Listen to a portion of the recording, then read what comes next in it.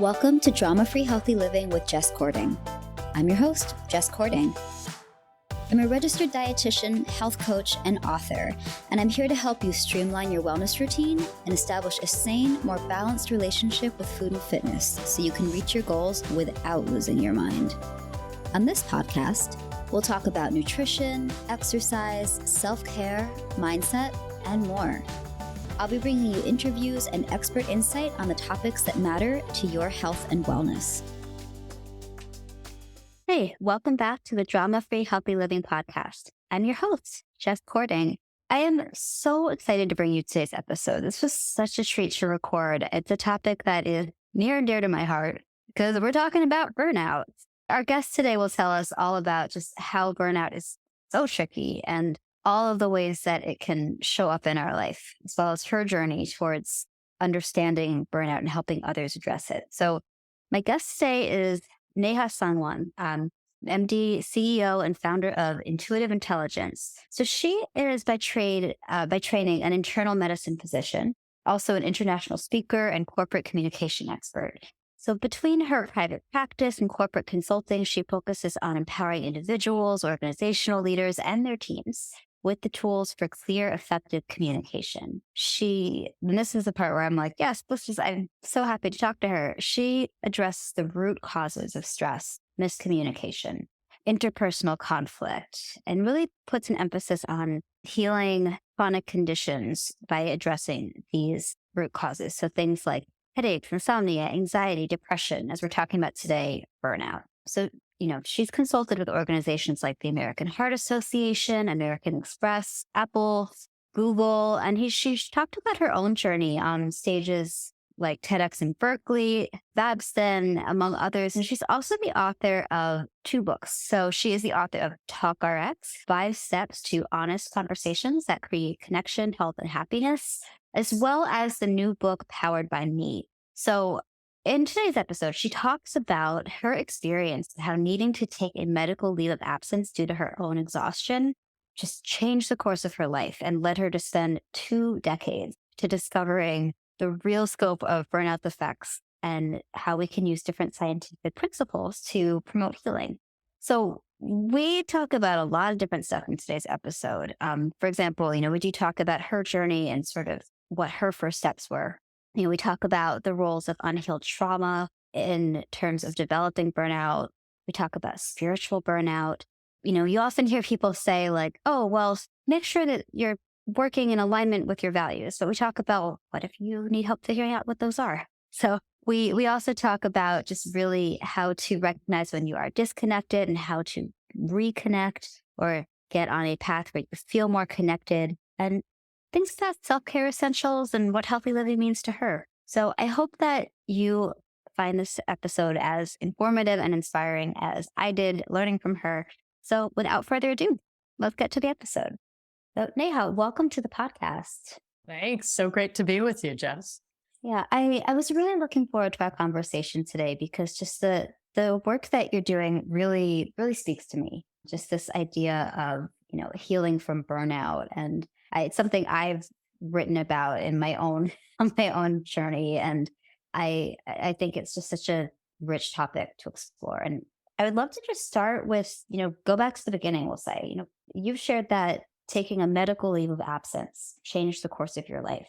Can you tell us a little bit about what that was like? Yeah. I mean, it was a pretty abrupt shock in my life because at 33 years old, not only had no one really ever spoken to me about burnout or explained it to me, I didn't understand what was happening, and neither did any of my colleagues. So it was June 17th, 2004, and I was on my last day of a 5-day hospital rotation. So I'm an internal medicine physician. And so when you become an internist, you either go into clinic work where you're seeing patients in a clinic, or you go into the hospital where you're treating the ones who are pretty sick coming in from the emergency department or trauma, right? So I was a hospital doctor on my last day of my rotation, which means I need to dictate everything, sign it off to the next person so I can get some time off. And someone called out sick. And so I also happened to be carrying what we call the Alpha pager, which means air traffic control for all incoming cases. So I started my day at 6 a.m. and by 11 a.m., I had only seen two of my 18 hospitalized patients. I was completely unaware of this because everything was so busy. It just kept going. And I turned to the nurse and I just said, "Hey, Nina, can you get 40 milliequivalents of IV potassium for the gentleman in 636?" And she looked at me and she said, "Dr. Sangwan, are you okay?" And I remember that moment surprising me because it was the first indication I might not be. And I said, "Yeah, why?" And she said, "That's the fourth time in under 5 minutes that you've asked me that same question, and I've answered you every time."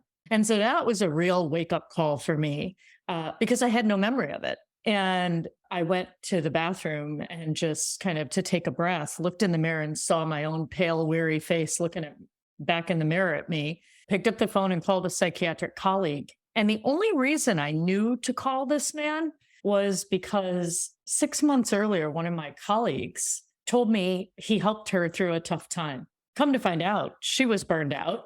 That's not what, we discussed, but she said he was really helpful during a tough time. And so I thought, okay, let me call him. And so I said, "Roger, can I come and see you?"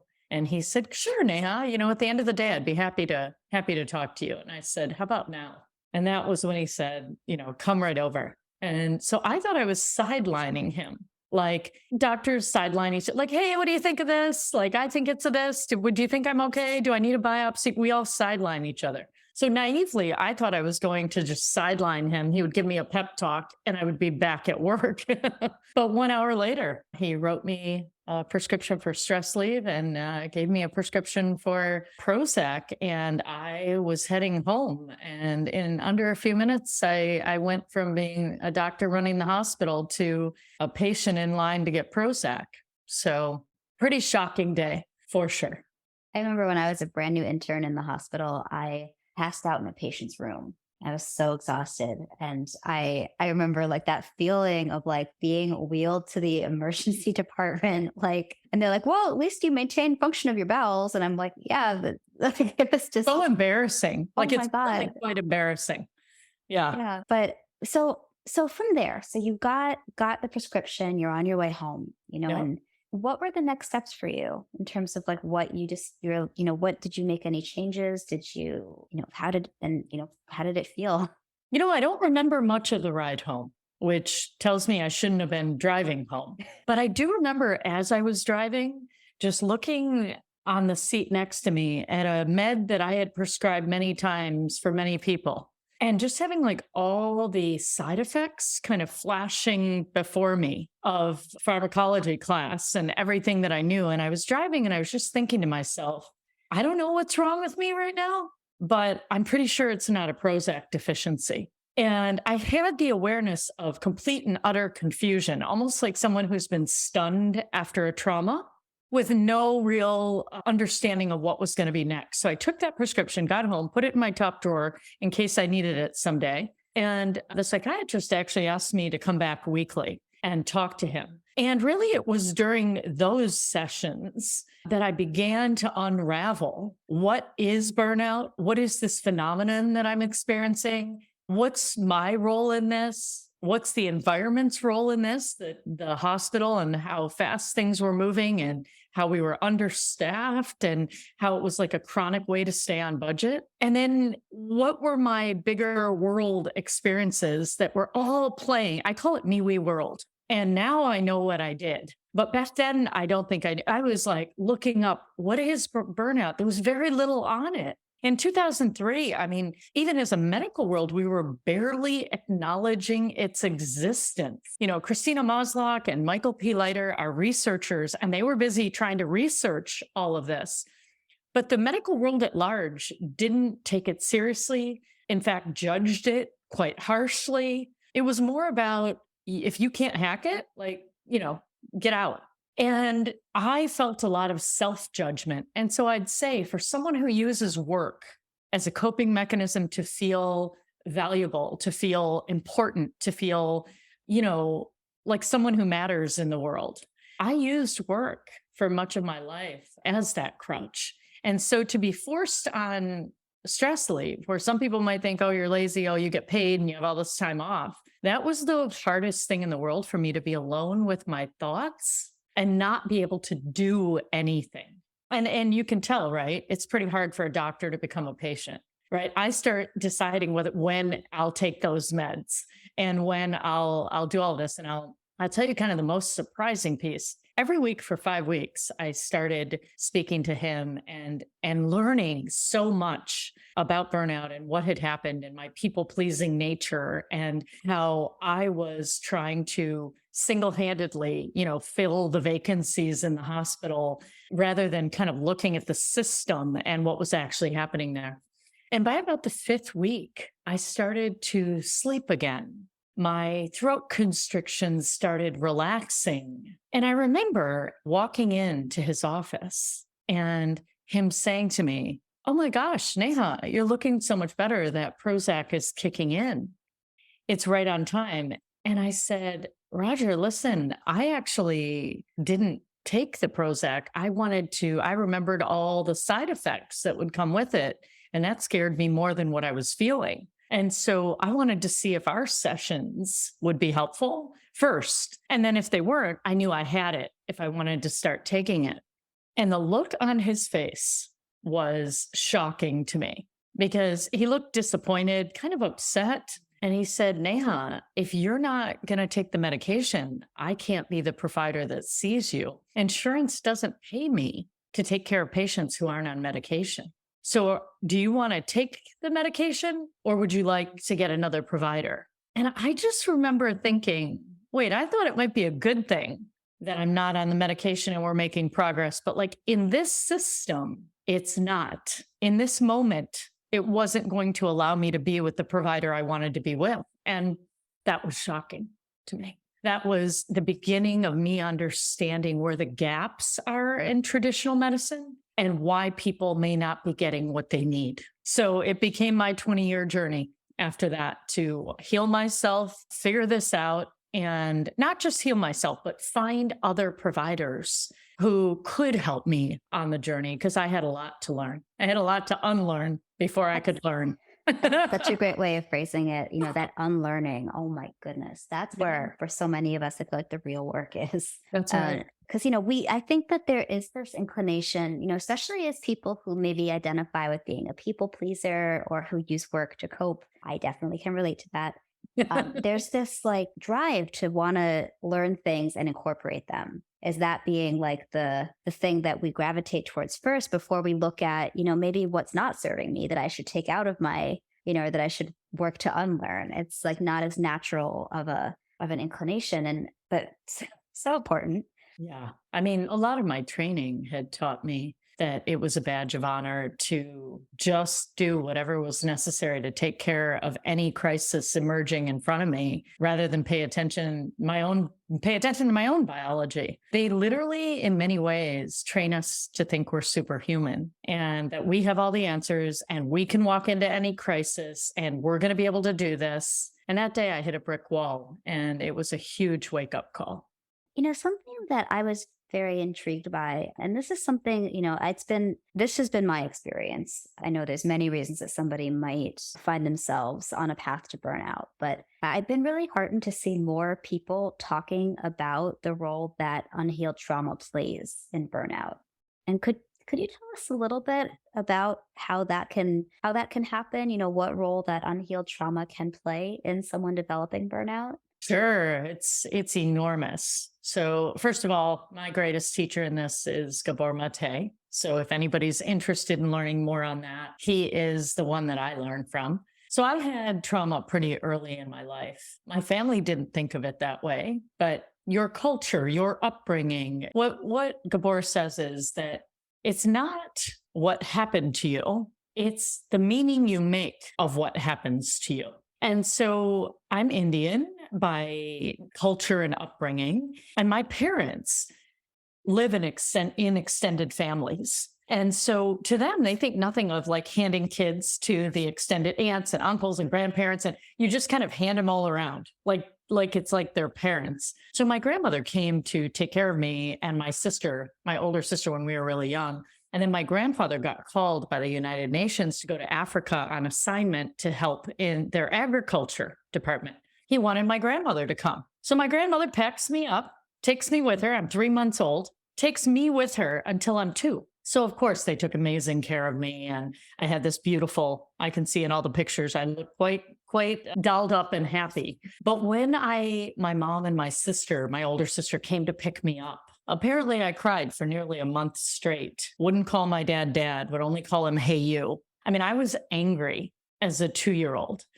After he took time off, spent time with me, I think I upgraded him to uncle, hey, uncle. Eventually he was persistent and he became dad, but I was mad. And when I realized in this new life that, I had an older sister who was 3.5 and I was 2, I wasn't this floppy baby she could control. So her nature was to feel a little jealous of me coming in now, because now you got to split your parents' love. And she didn't really like that. And I think her answer to that was to start bullying me quite young. So here I am. I've lost who I think are my parents. That's traumatic. It was my grandparents. That's traumatic. And then I come into an environment that doesn't feel safe. So what I did was I shut down all emotions. Those weren't safe. I got in trouble for those. I didn't communicate or say anything.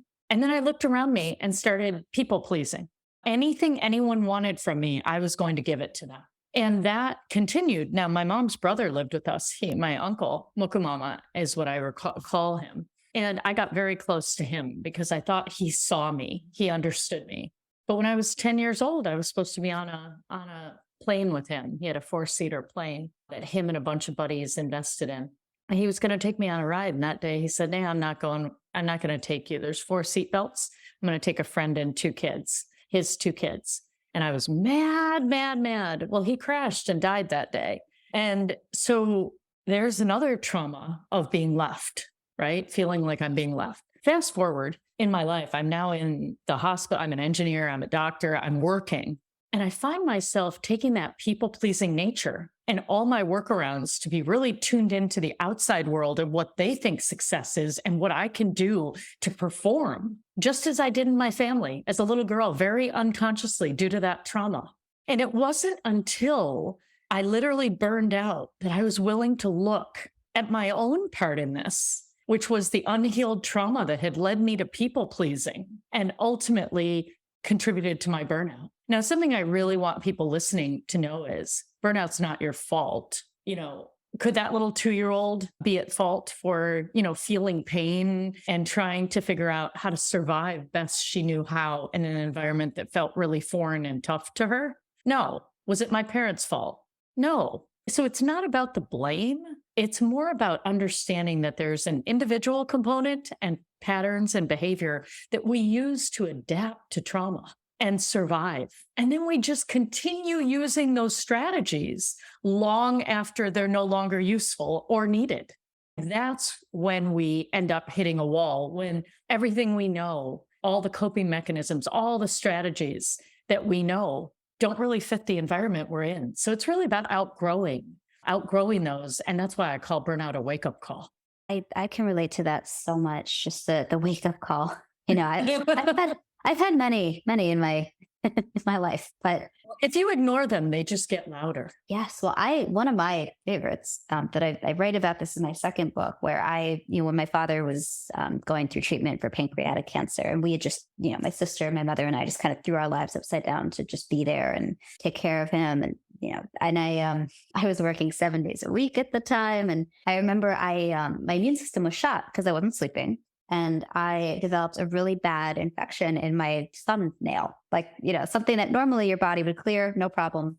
But I ended up having to get the freaking nail taken off. I ended up taking an antibiotic I didn't know I was allergic to. And so I developed, your classic drug rash, but I was so checked out of my own body. I was like, oh, it's eczema. It's winter. It's just eczema. To the point where I showed up to a shift at one of my jobs that one morning, I had started to go into a slow burn of an anaphylactic reaction. My my neck was getting red. My face was starting to swell. My eyes were starting to swell shut. My throat was starting to, and they were like, we need to give you Benadryl stat. We can't even send you to the ER. Like you're past EpiPen status. Like we got to take care of this now. And I just remember that night lying there being like, gosh, like here I am so focused on taking care of my father. And like, if I had tried to like sleep it off, I probably could have just died. And what good would I have been to him as a caregiver then, you know? But it was just like, that was for me. I just remember the feeling the next day of like I don't know if shame is the word, but just that realization of like, here I am, the healthcare provider, telling people to listen to their body. And yet I had ignored this huge wake up call because I was so just focused on all the things I had to do and was just so in that burnout mode. And that was it was hard to make changes while in that caregiver mode Yeah. and still working. But I remember, that was like, okay, I have to take this seriously because the consequences could be fatal. Yeah. It just keeps getting louder. In residency, we all joke around. I mean, we say things like they're normal, which is eat when you can, pee when you can, sleep when you can.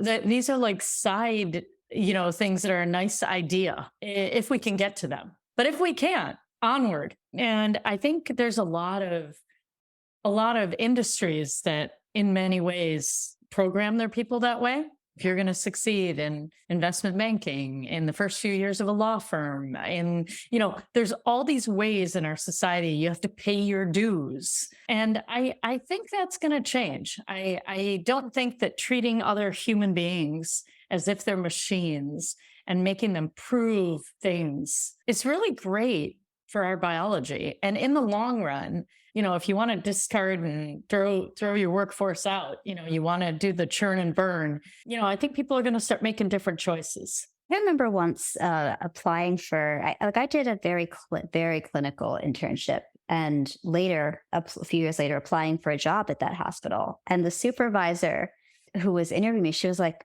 "Are you sure you want to work here?" Like, because it was very much, she was like, "No, the turnover rate is really high. Are you sure?"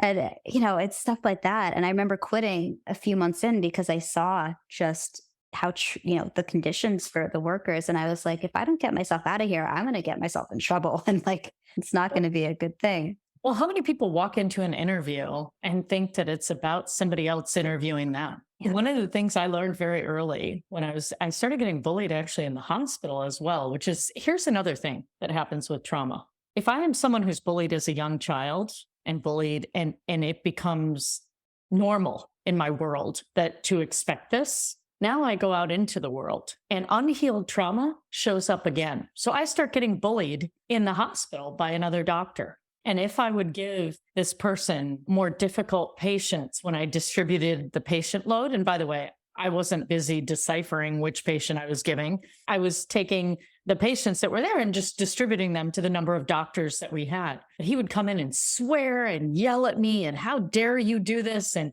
you give that liver transplant patient to someone else. And I remember that being the case and me calling home and asking my father, who's an immigrant, came here 42 years, worked at General Motors as an engineer. And when I said to him, "Dad, I don't think I'm going to be able to do what you do. I'm only 3 months in and I'm getting bullied." And he said to me, I said, "I'll never become a physician partner." And he said to me, "Listen, they're not the only ones. You're not just being interviewed by them in these 3 years to see if you can become a partner. You're interviewing them to see if this is a firm you want to be a partner of." And that just really shifted my power center, where I really got that it wasn't about disappointing my parents, right? That whole pleasing thing that came in, that he would back me. And it was actually about me also getting to decide. And so I would say to anybody who's having an interview experience at a job, it's not only someone, interviewing you and seeing if you're a good fit. It's about you really assessing if this is a good fit for you. And I don't care what the name or the brand or I don't care what company it is. It's really about you getting to decide as well. And so don't give up or forget about your own choice. That is such valuable advice, I think, and applicable to so many industries, everything. I think for people who maybe do have that people pleasing background, it's really hard to make that mindset shift, but really, really important. I heard something yesterday that said, don't be so worried about whether, someone likes you or whether you belong, pay attention to how other people treat you, because that's much more important than whether or not you belong or they like you. It's really about how they treat you. Oh, that's real. That's really juicy. It's really good. So I was hoping to shift gears for a moment, not completely shift gears, but I wanted to chat a little bit about spiritual burnout. Like this is something that I did not acknowledge early in my career. I was so focused on the physical aspects of burnout that I remember hitting a different kind of brick wall and being like, "Oh, this is a whole other animal." But could you tell our listeners a little bit about what spiritual burnout is and how it can show up? Sure. So burnout's a tricky animal. Let's just say we didn't get to a worldwide global epidemic of burnout and mental health concerns because this is easy to figure out. Most of the world doesn't actually understand the complexity of it. And that's why you see a lot of like quick fixes, like massage chairs on Friday, or just focus on the physical. What I do, empowered by me, from burned out to fully charged at work and in life, this book actually takes you anywhere you are from burned out to fully charged. And it has you assess whether you're having a net gain or a net drain of energy on a physical, mental, emotional, social, and spiritual level. And when you do kind of like a sweep, and let's say you came up with, wow, I'm doing okay on the other levels, but boy, the spiritual section, I'm having a net drain of energy here. The way that I look at this is it's actually where everything starts. Because the way I define spiritual is it's about what matters most to you. It's about your highest values. It's on a grander scale, it's about our interconnectedness, that we are actually part of nature. We are a biological, living, breathing entity, just like the trees and the planet and all these things. Like we are actually all connected. So when I think spiritual burnout, I think about really the small choices that we made. Like burnout starts on a spiritual level because it's like a breach of things that seem like they're small decisions where you say yes when you really mean no, when you choose work over family again, when you say yes to taking another shift when you really should have said yes to a good night's sleep, when you say yes because the money is good, but you feel no passion. And in fact, your values might go against what you just said yes to. And so it's about knowing what you value, trusting yourself. So self-trust is a big part of spiritual burnout, but it's really about making decisions based on your top values and in what order you prioritize them. So the way that I make decisions, let's say, for example, this is silly, but I have had an autoimmune challenge in my life since I was a young girl, and my thyroid gives me a lot of problems. Well, it doesn't give me problems. Let me rephrase that. Body, I'm going to apologize to my body. My body's talking to me, and sometimes I don't listen, is a much better way to say it. And so I started getting some skin issues and started realizing that I had some food sensitivities. Well, I decided on this trip, I went to Europe this summer for some time, and I decided that I was going to drink some lemon water in the morning and some celery juice every day. And so I was with someone who said, "Oh, listen, Neha, I found a juicer for you, but it's going to cost you 350 euros to get it. And we're only here for 6 weeks." And so I didn't get it. And right away I said, "Could you go ahead and buy that?" Because the way I think of it is like, love, integrity, service, beauty, and play are some of my highest values. And under love, it includes self-love and health.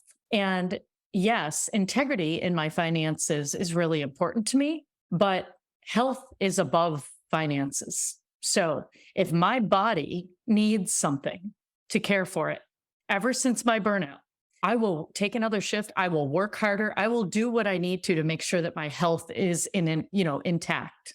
And so when my choice is health over the money, I know very clearly that, you know what I'll do? Then I also under love care about community. What I decided was I was going to pay for that. I was going to use it, get my first celery juice every day. And then I was going to gift it to someone who needed it when I left. Because I also care about sustainability, and that's the integrity piece. And so that's exactly what we did. But you start in spiritual burnout, there's this place where you're out of alignment with what matters most to you. Maybe you don't even know what your highest values are. You can't name them. Well, if you can't name them, you really can't make decisions very clearly, especially as they get complicated. So it's about that highest values, self trust, decision making based on those values, and what I call the sacred exchange, which is that when I'm with you, I'm really with you, that I am present to the experience happening with myself and others. And so that's where meaning happens. And then finally, it's about finding the meaning and purpose in your work. And some people say to me, well, my meaning and purpose isn't in my work. And I say, well, that's fine. Just know that something you do this many hours a week, if you don't have meaning and purpose in it, there will be a net drain of energy. Or worse yet, if you're in a job and you don't believe in the practices or the purpose of the actual organization, or it's solely making money or profit. Profit's very important, but that's more of a byproduct. That's like, you should have a purpose higher than profit, and then do something good, like meet society's needs at scale. And the byproduct is you will be very abundant and you will have profit. But a lot of people mistake it for the goal. And then they're willing to run over other people and, hurt other people, hurt the planet, do all sorts of things and then they wonder why they're out of sorts. Yeah. So for somebody who is starting to recognize that that's where they're at, that they're in that out of sorts, maybe they recognize they're in misalignment, Yes. like, what I value is not where I spend my time. Yeah. So what would you tell someone who is like, oh, okay, shit, we gotta course correct here. Like where would they start?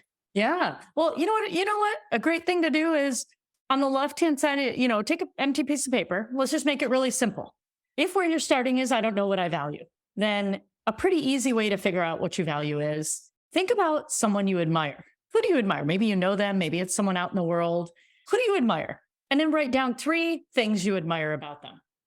And then once you look at those 3 things, what I want you to know is they're in you and there's something you value. So it's a good starting point. Another thing you can do is answer the question, if I wasn't in the room, 3 things that someone could say about me that would really move me, that would be really important to me would be. And so for me, it would be that I am aligned, that I strive to, I'm definitely not perfect, but that I make a very sincere effort to be in my life that which I write about and teach. So I call that alignment. So if someone said that about me, it would really matter to me. If they said that I was kind and generous, that would really matter to me. If they said I had an open heart and I met people with, compassion.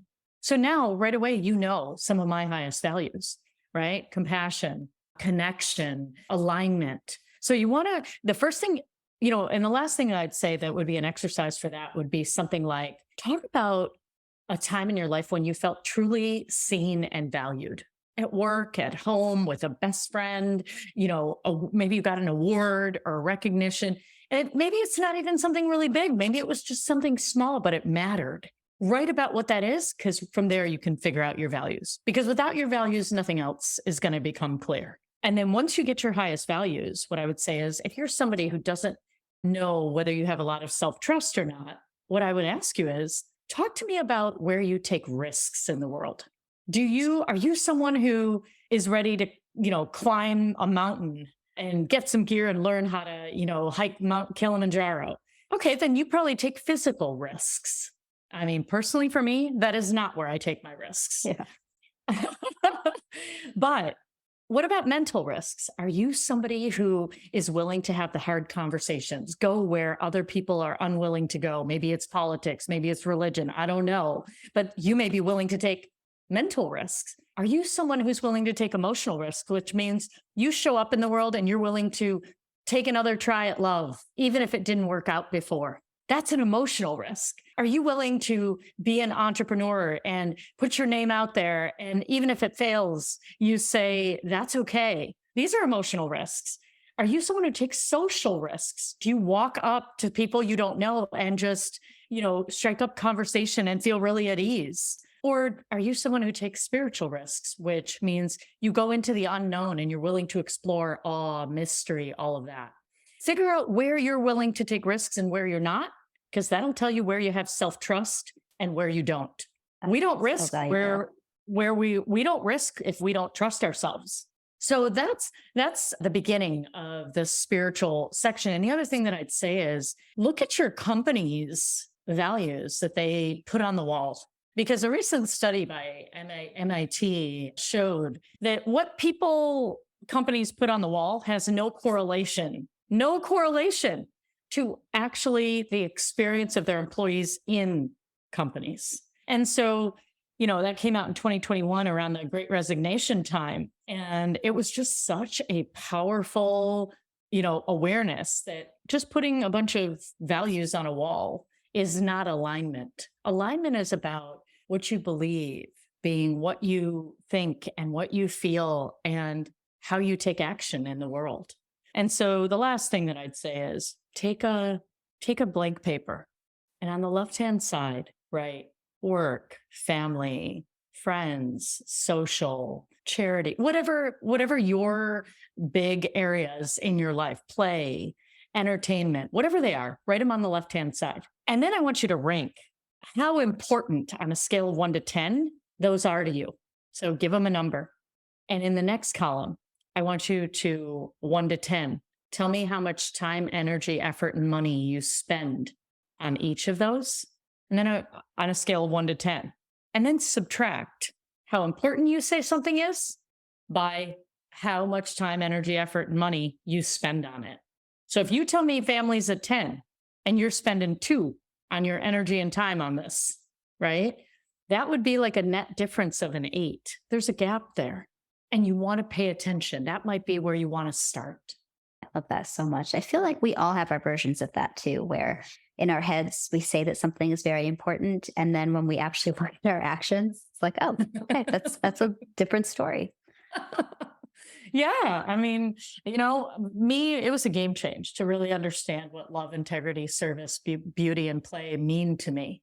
Beauty isn't just, I had some judgment against it. So pay attention to the values you have judgment against, because I thought beauty was superficial and that I was, that was like a silly one for me to have, except I spent 1 week writing down and keeping track of everything I thought was beautiful. It was like a parent's glance at their sleeping child. It was a beautiful wildflower when I was walking home. It was someone helping someone elderly across the street. Right? It was actually the exchange with my patients after a heart attack, like when they really were just vulnerable and they just said what it meant to them and how it woke them up to their true life. It was also, aesthetics. It matters to me that the environment I'm in is beautiful, that it is decorated, that it is colorful.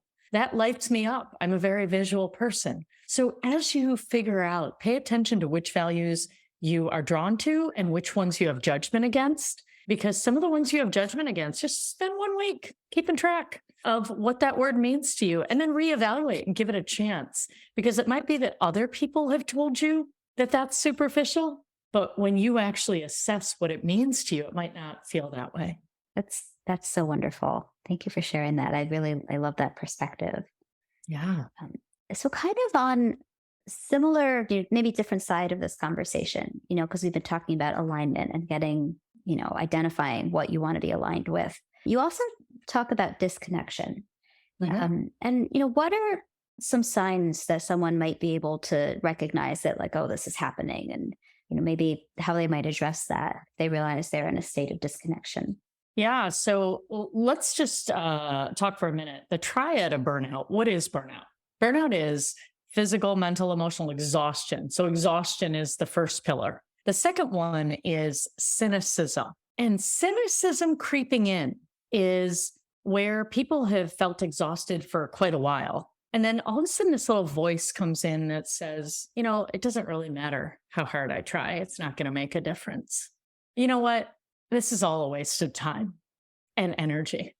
And this almost self-defeating, self-deflating experience of cynicism that creeps in. But when you've been that exhausted for that long, it really becomes about survival. And you're trying to conserve your energy, and you must disconnect from things that are taking your energy. And so there might be some social distancing that starts happening where, it's too much energy to interact with others. I'd rather just be alone. There's ways that we start to disconnect. And then the third of the triad of burnout is ineffectiveness. So it's exhaustion, cynicism, ineffectiveness.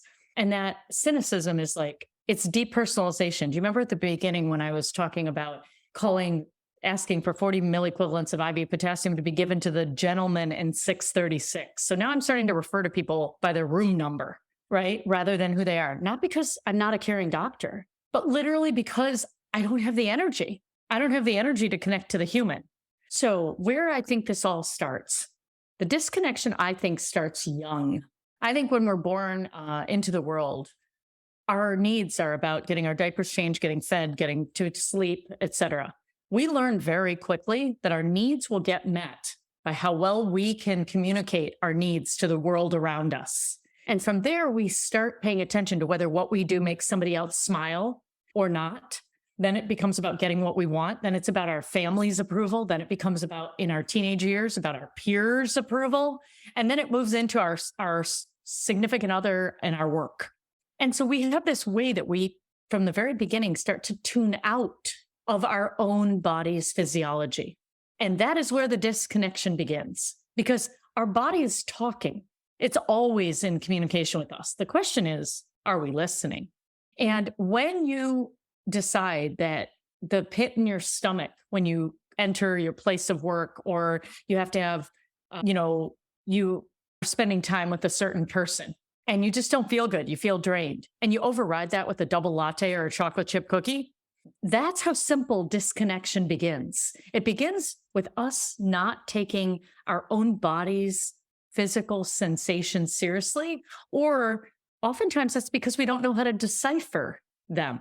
People don't know what, I didn't for many years know what throat constriction meant to me. What was my body trying to tell me? Or your stomach dropping or your heart racing, like it's in the way of you getting over your next deadline. So we've come up with these ways to disconnect and power through our bodies rather than partner with it. And that is where disconnection begins. So the first thing I'd say is slow down, tune in. Don't just look for data from the external world. Pay attention to your internal data. Oh my God. That is so many people I talk to, they are telling me about all these symptoms they're having, all these things that are going on. And they're like, well, I'm not stressed. I always ask my patients, like on a scale of 1 to 10, with 1 being no stress, 10 being unbearable stress, where do you feel like you are right now? And anytime someone tells me they're stressed, it's like a 1. I'm like, really? Like, and they're like, oh, I'm not stressed. But then meanwhile, some of the things that you're describing, are really causing them a lot. They're coming to see me because they're having these issues. And it's, that's just an example of how stress can show up. But I remember even in the early signs of burnout, stress can show up as irritability. It can show up as constipation or diarrhea, headaches, fatigue. Now, the problem is that you always need to get any physical symptoms checked out by a medical provider first and get a clean bill of health. And when they say nothing's wrong with you, but something's wrong, pay attention now that it could be something like burnout going on, right? But you don't just go to the symptoms of burnout first and say, oh, I think this is burnout, and ignore something that could be a really big physical deal that might be able to be taken care of. But once you get a clean bill of health, if someone tells you, hey, you're fine, and you're like, no, I'm not. You're walking, like I would never have made a trip to the emergency department if I was fine. Trust yourself. Trust that what they're saying to you is your heart physically is functioning well, but there might be something unresolved on a mental, emotional, social, or spiritual level that is now showing up in your physical body to get your attention. And that's what I wish every provider would say rather than saying, good news, the labs came back, your EKG came back, nothing's wrong with you. This person's not here because nothing's wrong with them. But you can certainly say to them on a physical level, the good news is your heart's functioning really well. The bad news is something else needs to be addressed. And because it's not being addressed, it's probably showing up on a physical level.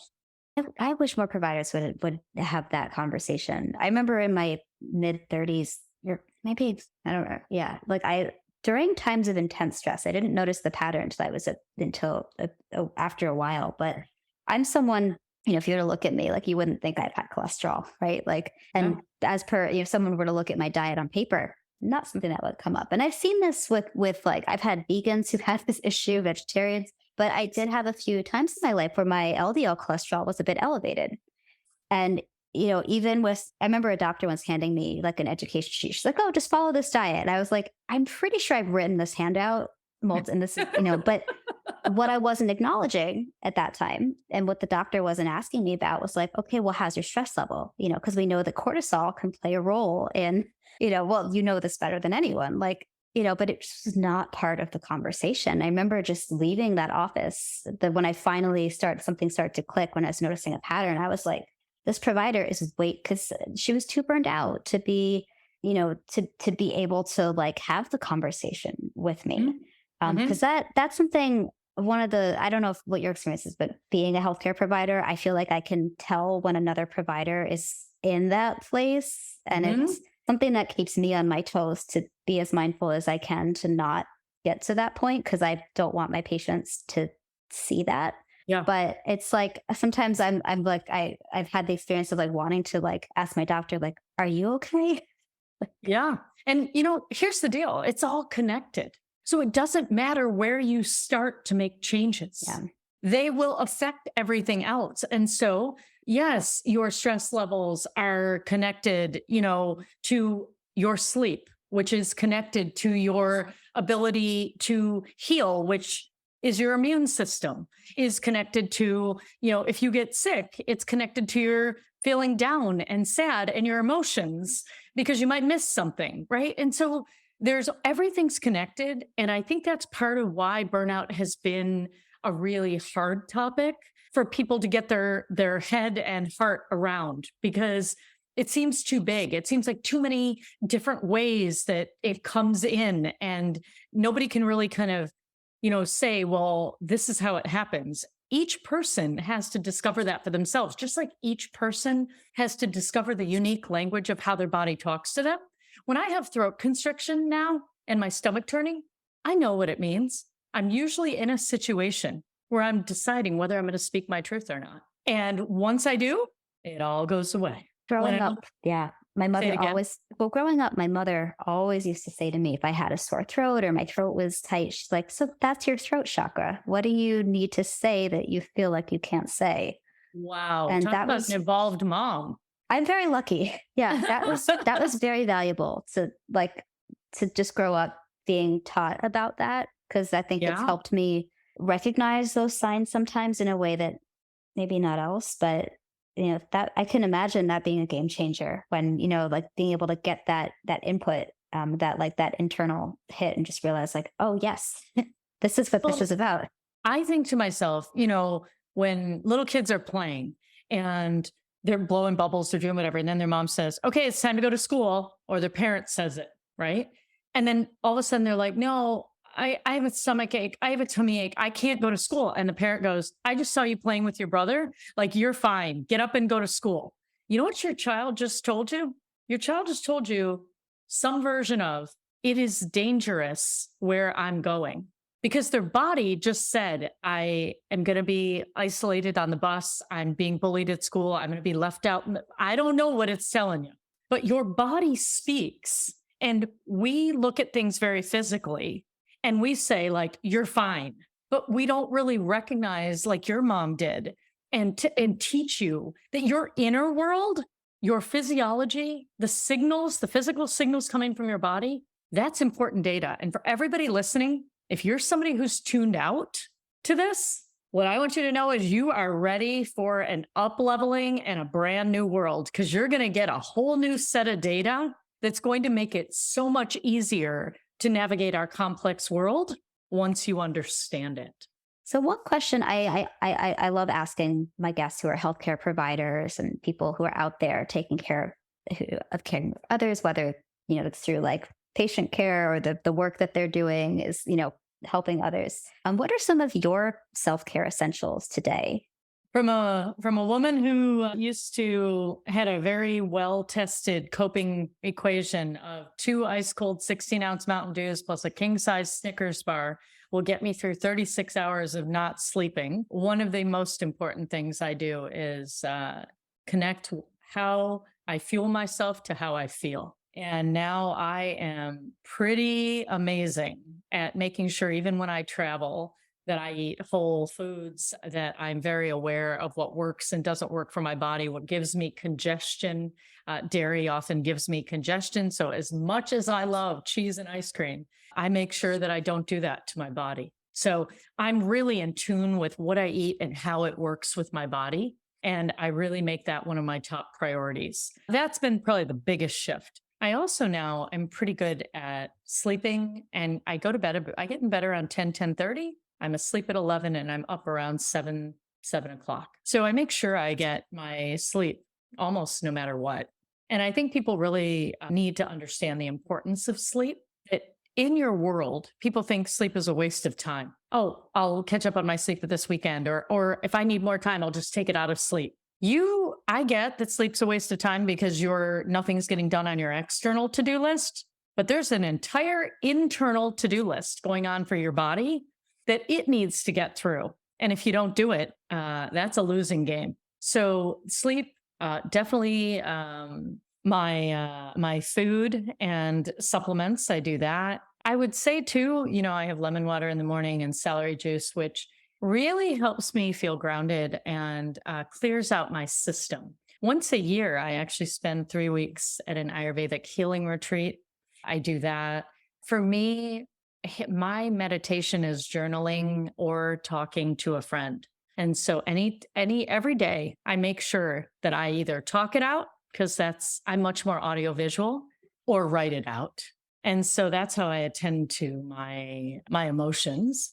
And then I would say socially, connection really matters to me. And so what I have done very diligently is weeded out the people in my life that don't feel like they've got my back, that I make sure that I'm treated really well. And if I have a client on my schedule and 3 times I feel a drain in energy, I will make sure that the next round I say to them, you know what? I think it might be a good idea if I help you find a better fit. And I care about my own, and I'm happy to refund their money. No problem. Like, my energy is that sacred to me. So I think probably the big thing that I tell you I do is I pay attention to my energy. Now, my growth edge, big time, is physical movement. That I have not been as good at. And it's my neck. It's like next on deck, which is, how can I make this really fun?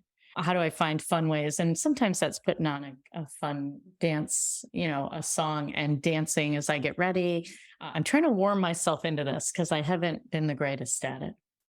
Yeah, well, I love to hear that you prioritize the fun piece of the picture. I think not enough people focus on that when it comes to movement. Like, I don't know, I always tell my patients, I'm like, the best exercise is the one you'll enjoy and be consistent with. Like, there's so many opinions on like what's like physiologically the best workout, and like, who cares if it feels good? Like, that's all that really matters. Yeah. Yeah. I found this incredible dance, a women's dance, and it's called Koya, Qoya. And it's Rochelle Sheik is the one who puts it on, but she basically merges like a social experience with other women and yoga and dance, and it's free form. And she always says it's not about what it looks like, it's about what it feels like. And your job is not to worry about what anyone else is doing, or they don't care about what you look like. They're trying to have their own experience. So like, if you're more worried about what it looks like than what it feels like, pay attention. And that has given me a lot of freedom to really get more comfortable in my body. I love that so much. So, for our listeners who want to learn more about your work, connect with you, what is the best way for them to do so? Well, my book is a great way. It's called, I have two of them actually. The first one is called Talk RX, from 5 steps to honest conversations that create connection, health, and happiness. And that's on Audible, so they can get that. I recently got the rights back to that book, so I will be republishing it next year. So it might be a little harder to find in other forms, but definitely on Audible. And then the second book is Powered by Me, From Burned Out to Fully Charged at Work and in Life. And you can get that anywhere. That's on pre-order right now, and it will be on regular order as of September 19th. And then I would say intuitiveintelligenceinc.com. So the name of my company is Intuitive Intelligence. And what I mean by that is we as we were speaking about, that your external data is so important. What I really want people to know is that your lived experience in your own body, your physiology, your intuition is a combination of all these other intelligences: physical, mental, emotional, social, spiritual. They might be invisible, but that doesn't mean they're not important. So it's called intuitiveintelligenceinc.com, and they can find me there. And podcasts and everything will be there, blogs, all of it. All right. We will be sure to link to that in the show notes. So, thank you again so much for your time. The last question I ask all my guests is, what does healthy living mean to you today, this moment in time? I think it just means taking your next step to live a more aligned, true life. Whatever truth means to you, whatever, from the inside out, not from the outside in, not what other people think would be a good life or a healthy life. It's about how it feels to be in your own body. What gives you peace of mind? What makes your heart sing? And what helps your spirit soar, what really connects you to what matters. So it's living a healthy life is taking the next step towards that alignment, whatever that is for you. I love that so much. I have goosebumps just thinking about that. Oh. All right. So again, thank you so much for your time, your energy. And for all of you guys who are listening, thank you as always for being here with us. You matter so much. So thank you. As always, guys, if you like what you hear, please consider leaving us a 5-star review on Apple Podcasts or Spotify. They do matter. Help me to continue to bring you incredible guests like today's. Have a wonderful day. We'll talk soon. Thank you for listening to Drama Free Healthy Living with Jess Cording. We'll see you next time.